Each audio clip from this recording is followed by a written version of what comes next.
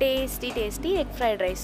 రోజు మనకి ఇంట్లో తినే ఫుడ్ బోర్ కొట్టినా లేకపోతే కర్రీస్ చేసే మూడ్ లేనప్పుడు క్విక్గా అయిపోయే రెసిపీ అయితే ఇది.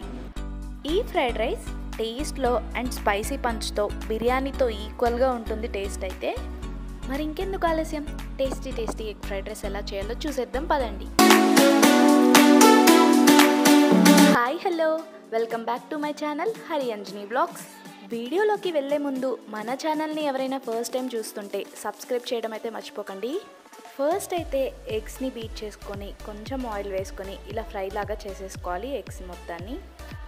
ఎగ్ అనేది బాగా బాయిల్ అవ్వకూడదు, సాఫ్ట్గా ఉండాలి. సో కొంచెం లో ఫ్లేమ్లో పెట్టి ఎక్కువగా ఫ్రై చేయకుండా ఒక 2 మినిట్స్ అలా ఫ్రై చేసేసి దానిలోకి కొద్దిగా salt and chilli powder add చేసుకో. అంతా బాగా మిక్స్ చేసుకొని మొత్తం బాగా ఫ్రై అయ్యాక ఒక పక్కనైతే పెట్టేసుకోవాలి. అదే ప్యాన్లోకి కొద్దిగా ఆయిల్ పోసుకొని ఆయిల్ హీట్ అయ్యాక అందులో కొద్దిగా జీలకర్ర, అందులోనే ఒక జాజి పువ్వు, దాల్చిన చెక్క, లవంగం మొగ్గలు అండ్ యాడ్ చేసుకోవాలి. ఇవన్నీ బాగా ఫ్రై అయ్యాక మనం ముందుగా కట్ చేసి పెట్టుకున్న వెజ్జీస్ అయితే ఒక్కొక్కటిగా యాడ్ చేసుకోవాలి. ఫస్ట్ అయితే ఆనియన్స్ యాడ్ చేస్తున్నాను నేను. ఆనియన్స్ అన్నీ వేసుకుని ఈ ఆనియన్స్ అన్నీ కొంచెం ఫ్రై అవ్వగానే నెక్స్ట్ అందులోకి క్యారెట్ ముక్కలు అయితే యాడ్ చేస్తున్నాను. ఈ క్యారెట్ పీసెస్ కూడా కొద్దిగా ఫ్రై అవ్వగానే నెక్స్ట్ అయితే అందులోకి మనం ఆలు ముక్కలు కూడా వేసేసుకున్నాము. మొత్తం ఈ వెజ్జెస్ అన్నీ బాగా కుక్ అవ్వాలంటే లైట్గా సాల్ట్ యాడ్ చేసి దానిపైన ఒక మూత పెడితే ఫాస్ట్గా కుక్ అయిపోతాయి వెజ్జెస్ అన్నీ.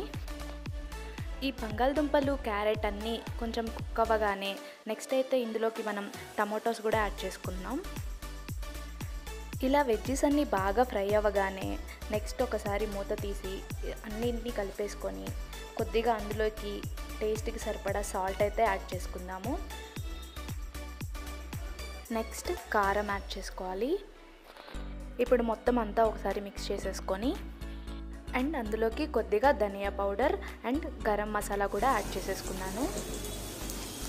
మనం యాడ్ చేసిన మసాలాలన్నీ బాగా ఫ్రై అయ్యాక అందులోకి మనం ముందుగా చేసి పెట్టుకున్న ఎగ్ ఫ్రైని అయితే వేసి మొత్తం ఒకసారి అయితే మిక్స్ చేసేసుకోవాలి. నెక్స్ట్ అందులోకి మనం ముందుగా కుక్ చేసి పెట్టుకున్న రైస్ని అయితే యాడ్ చేసుకోవాలి. ఇలా రైస్ని యాడ్ చేసుకొని మొత్తం అంతా ఒకసారి అయితే మిక్స్ చేసేసుకోవాలి, బాగా అంతా మిక్స్ అయ్యేలాగా. అంతే, చాలా సింపుల్గా ఎగ్ ఫ్రైడ్ రైస్ రెడీ అయిపోయింది కదా. మీరు కూడా ట్రై చేసి మీకు ఎలా వచ్చిందో కామెంట్ చేయండి. మీకు ఈ వీడియో నచ్చినట్లయితే లైక్ చేసి షేర్ చేయడం మాత్రం మర్చిపోకండి.